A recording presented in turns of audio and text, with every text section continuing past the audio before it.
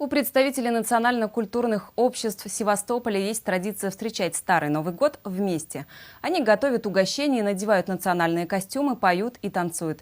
И каждый год в этом празднике участвуют представители чувашской диаспоры. Репортаж моего севастопольского коллеги Олега Смирнова. Добродушие, веселость. Да. Хотя немцы тоже Незнакомый, веселые. но еще раз, контрольный. Спонтанный эпизод за несколько минут до праздника. Начинать Новый год вместе для национальных обществ в Севастополе – такая же традиция, как и надевать народные костюмы. Попеть, сплясать национальные танцы всех народов, проживающих в Севастополе. А тут у нас и караимы, и крымчаки, греки, мордва, чуваши, поляки, немцы. Да всех не перечесть.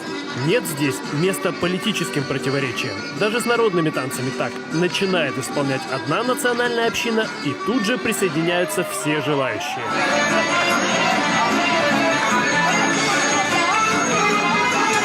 Накануне Нового года по старому стилю русская община Севастополя показывает, каким было в старину щедрое застолье.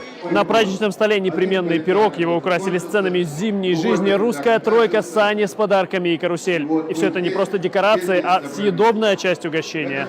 И, конечно, самовар. Только так чай получается по-настоящему крепким и душистым. В нем была труба.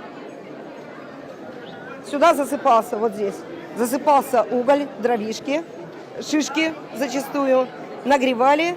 И таким образом вся семья по вечерам собиралась. Основное блюдо, которое делается только на Рождество, называется йова, то есть гнездо. Это благополучие, это начало новой жизни.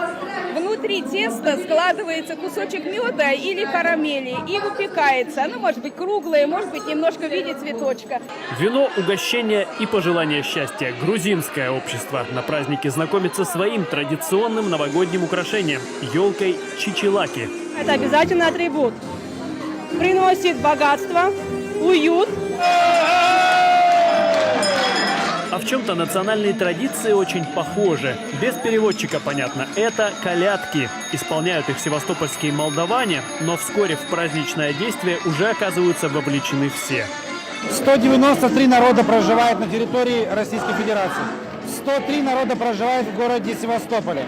И каждый из них любит Россию по-своему. Каждый здесь хранит свои традиции и при этом с радостью делится ими. Ведь культурный обмен всегда такой. Чем больше отдаешь, тем богаче становишься. Олег Смирнов, Александр Соловьев, Андрей Асташев. Вести, Севастополь.